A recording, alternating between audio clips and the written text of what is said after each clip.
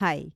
आप सभी को मेरा माफ़ी भरा अभिवादन। मैं काफ़ी समय से अपनी कुछ पर्सनल रीज़न की वजह से वीडियोस नहीं बना पा रही थी, लेकिन आप लोगों के काफ़ी सारे कमेंट्स की वजह से जो बहुत अच्छे थे, उत्साहवर्धक थे, और उन्हीं की वजह से आज मैं यहाँ उपस्थित हूँ। मैं अब से रेगुलरली वीडियोस बनाने की कोशिश करूँगी। तो आज हम राजस्थानी शैली के बारे में बात करते हैं।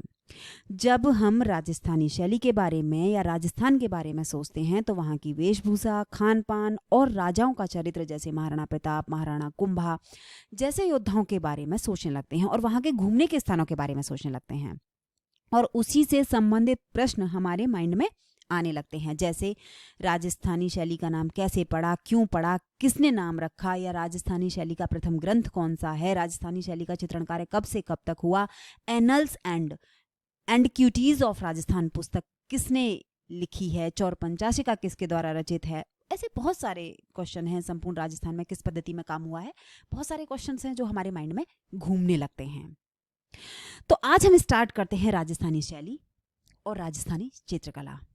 भारतीय चित्रकला में राजस्थान की कला का एक अलग ही स्थान है। राजस्थानी सभ्यता और उसकी संस्कृति को गौरव प्रदान करने का श्रेय चित्रकला को ही जाता है, क्योंकि चित्रकला के माध्यम से हमें राजस्थान के बारे में बहुत कुछ जानकारी मिलती है, बहुत नॉलेज मिलती है। वहाँ के खान पान के बारे में, वहाँ की वेशभूषा के बारे में बहुत नॉलेज मिलती है। 16वीं शताब्दी में जब अभ्रंश शैली अपनी विशेषताओं को लगभग खो चुकी थी, तो अभ्रंश शैली के स्थान पर एक नई कला शैली ने जन्म लिया, जिसे राजस्थानी कला, और इस शैली को राजस्थानी शैली के नाम से पुकारा गया। अगर हम यहाँ यह कहें कि अभ्रंश, जैन और गुजरात शैली से ही इस राजस्थानी शैली उत्पन्न हुई है, तो शायद ये गलत नहीं होगा, क्योंकि इन शैलियों की जो हमें अभ्रंश, गुजरात और जैन शैली, इनका पता तो हमें ग्रंथों से पता चला है। 16वीं शताब्दी में जब अकबर का विवाह आमेर के राजा ने अपनी पुत्री यानी जोधाबाई से करना स्वीकार कर लिया था, तो आमेर की कला पर मुगलिया प्रभाव आ गया था। इसके अलावा अकबर ने मोस्टली राजपूताना जो राज्य थे उनको अपने अधिकार में ले लिया था, और इस तरह मुगल प्रभाव राजस्थानी चित्रकला पर आ गया था। क्योंकि जब किसी चीज को हम अपने अधिकार में ले लेते हैं तो उसको अपने हिसाब से चलाते हैं, तो यही मुगल राजाओं ने किया। उन्होंने अपने हिसाब से चित्रण कार्य करवाया, तो राजपूतानी कला पर मुगल प्रभाव दिखाई देना स्वाभाविक ही था। जब मुगल साम्राज्य का प्रसार राजनीतिक दृष्टि से और संबंधों की दृष्टि से बढ़ने लगा, तो इसका प्रभाव कला पर भी दिखाई देने लगा। आनंद कुमार स्वामी ने अपनी पुस्तक राजपूत पेंटिंग में राजस्थानी चित्रकला का विभाजन किया, तो उन्होंने कहा कि राजपूत राजाओं की ये कला होने के कारण इसे राजपूत चित्रकला के नाम से संबोधित किया जाना चाहिए, और राजपूत चित्रकला का विषय राजपूत और पंजाब की पहाड़ी रियासतों से संबंध रखता है। अर्थात राजस्थानी चित्रकला को दो भागों में डिवाइड किया उन्होंने, पहली राजपूत चित्रकला, दूसरी पहाड़ी चित्रकला।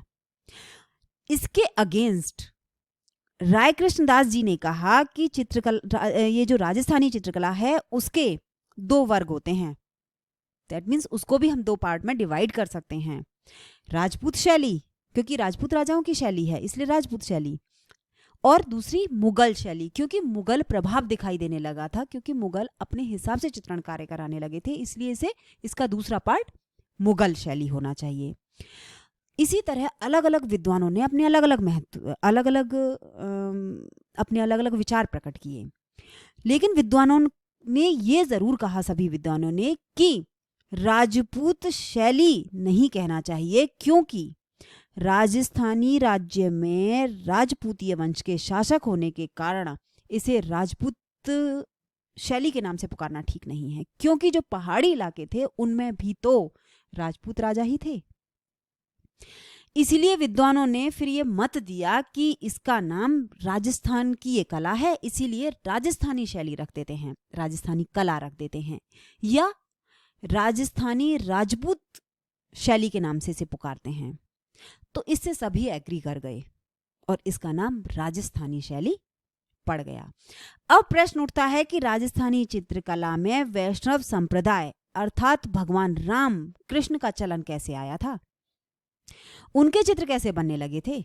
तो इसका कारण था कि रामानुज, अब यहाँ थोड़ा सा मैं हिंदी की तरफ मुड़ रही हूँ, कि रामानुज जिन्होंने 12वीं शताब्दी में एक संप्रदाय स्टार्ट किया था, क्योंकि ये थोड़ा सा मेरे माइंड में आया था कि वैष्णव संप्रदाय क्यों के चित्र क्यों बनने लगे, तो ये मुझे क्लियर करना ज़रूरी है।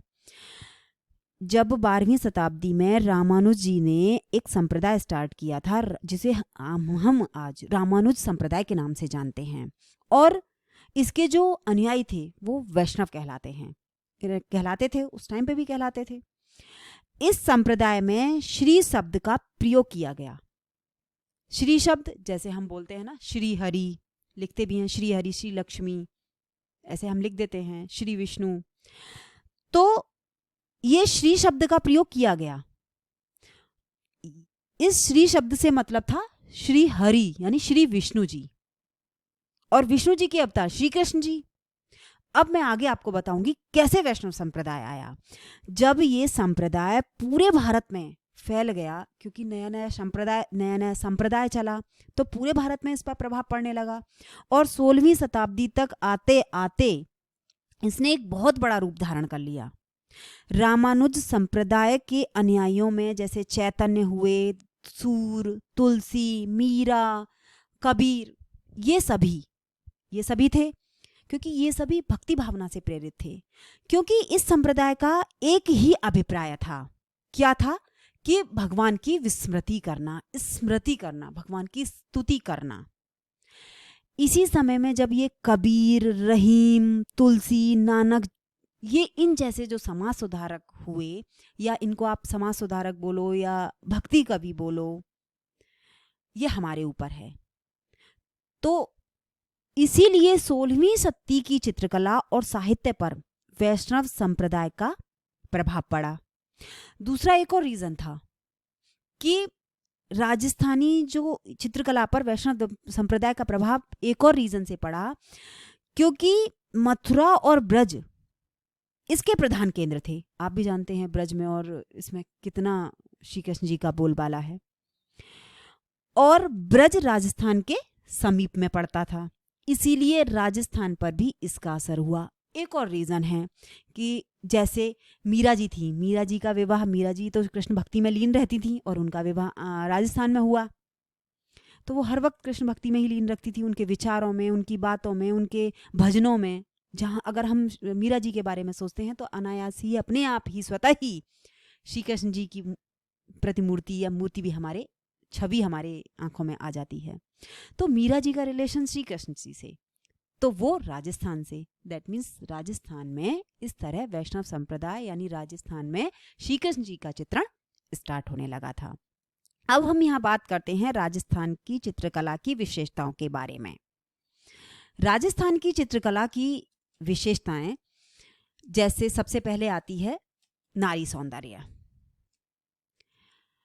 राजस्थानी चित्रकला में नारी के विभिन्न रूपों का और उसके सौंदर्य को चित्रित करने में चित्रकारों ने कोई कसर नहीं छोड़ी है।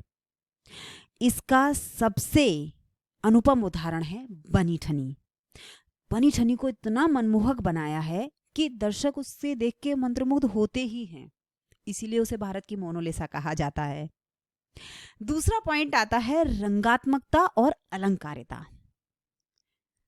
राजस्थानी शैली में चटकीले रंगों का प्रयोग किया गया है, लाल, नीले, पीले, सफेद, हरे, दैट मीन्स सपाट रंग भरे गए हैं। चित्रकार ने चित्रों में सपाट रंगों को भरा है, कोई मिक्सअप नहीं है कलरों का, जैसे मिश्रण आजकल तो बहुत टेक्निक है, मिक्सअप कुछ नहीं है, सपाट रंगों को भरा गया है।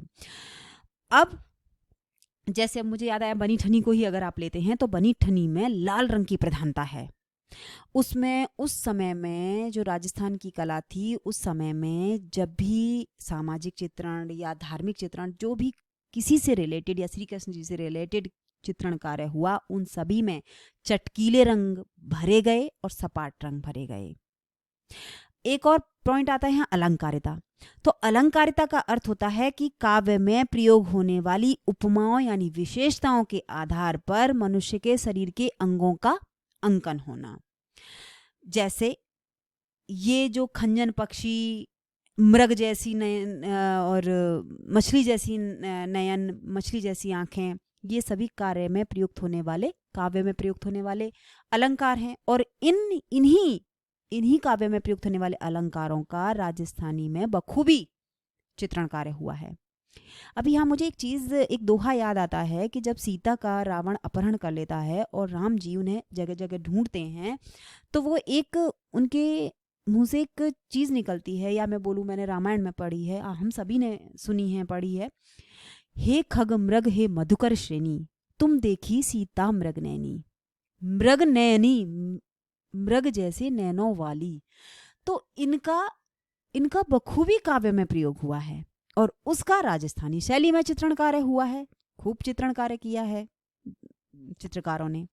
तो इस तरह अलंकारिता का और रंगात्मकता का राजस्थानी शैली में बखूबी प्रयोग हुआ है।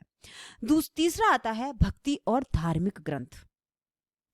भक्ति और धार्मिक ग्रंथ से मतलब है कि इनका धार्मिक ग्रंथों से रिलेटेड खूब चित्रण कार्य हुआ, जैसे रामायण, महाभारत, गीत गोविंद, बिहारी सतसई, भगवत गीता, दुर्गा सप्तशती, सभी ग्रंथों पर वैष्णव धर्म से संबंधित, कृष्ण से संबंधित खूब चित्रण कार्य हुआ।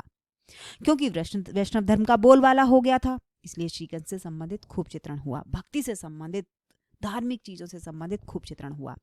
आगे आता है रेखाएं। राजस्थानी शैली में बारीक और कम रेखाओं का प्रयोग हुआ है। अब यहाँ कम रेखाओं से क्या संबंध है? कम रेखाओं से संबंध है अलंकारिक रेखाओं का, सशक्त रेखाओं का प्रयोग हुआ है। आगे हम चलते हैं, इसमें प्राकृतिक सौंदर्य। प्राकृतिक सौंदर्य से मतलब है राजस्थानी शैली में जब श्री कृष्ण को या नायक को चित्रित किया गया है तो उसी प्रकार से प्रकृति को भी चित्रित किया गया है। जैसे कृष्ण लीला से संबंधित चित्र बने, भगवान श्री कृष्ण से संबंधित चित्र बने हैं, तो भगवान श्री कृष्ण को जहां चित्रित किया गया है उसी के हिसाब से पशुओं को भी देवत्व की भावना से युक्त बनाया गया है। जैसे श्री कृष्ण को बनाया बांसुरी बजाते हुए या गाय चराते हुए, तो वहां पेड़ पौधे, फल फूल सभी हरे भरे, झरना, ये सभी का चित्रण कार्य हुआ, फल लदे हुए, फूल लदे हुए पेड़ों पर। तो इस तरह देवत्व की भावना से युक्त बनाया गया है, प्रकृति को बखूबी प्रकृति का चित्रण कार्य किया है। आगे हम इसके बारे में बात करते हैं राजस्थानी शैली या उपशैलियों के बारे में। तो राजस्थानी चित्रकला में भिन्न भिन्न शैलियां विकसित हुईं। इन शैलियों के बारे में बात करने से पहले हमें उनके राजवंश के बारे में भी बात करना चाहिए, उन राजवंशों को भी समझ लेना चाहिए। जैसे राजस्थान में राजपूत शासकों के 4 प्रमुख राजवंश थे, और ये 4 राजवंश थे, जैसे मेवाड़ का सिसोदिया राजवंश, आमेर जिसे हम अंबेर के नाम से भी पुकारते हैं, जहाँ कछवाहा वंश, अब शायद कछवाहा वंश ढूंढार शैली से आपको याद आ जाएगा या जयपुर शैली से आपको याद आ जाएगा, तो वहाँ कछवाहा वंश चलता था। हाड़ा राजवंश यानी कोटा बूंदी झालावाड़, ये हाड़ा राजवंश।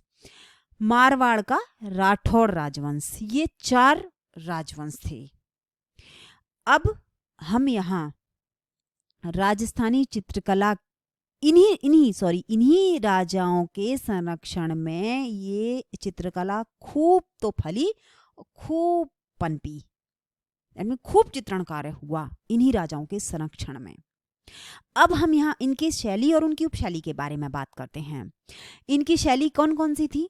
जैसे मेवाड़ शैली थी, इनको भी 4 शैली में डिवाइड कर दिया था। 4 राजा थे, 4 राजवंश थे, 4 राजवंश ने अपनी अपनी शैली में डिवाइड कर लिया था। फिर उनकी उपशैली बनी। जैसे मेवाड़ का सिसोदिया राजवंश था तो मेवाड़ शैली। आमेर जिसको हम ढूंढार शैली के नाम से भी जानते हैं, तो उन्होंने ढूंढार शैली के नाम से उसको संबोधित कर दिया। मारवाड़ शैली, मारवाड़ राजवंश था तो मारवाड़ शैली के नाम से। एक हाड़ौती राजवंश था तो उसको हाड़ौती शैली के नाम से। अब इनकी भी उपशैलियां डिवाइड हुई। दैट मीन जो उनके क्षेत्र में आते थे उनमें वो अपने हिसाब से चित्रण कार्य करवाते थे, तो वो उनके हिसाब की शैली बन गई। किसी को राजधानी बना लिया, किसी को ये, किसी को बहुत अपने अपने हिसाब से उपशैलियों में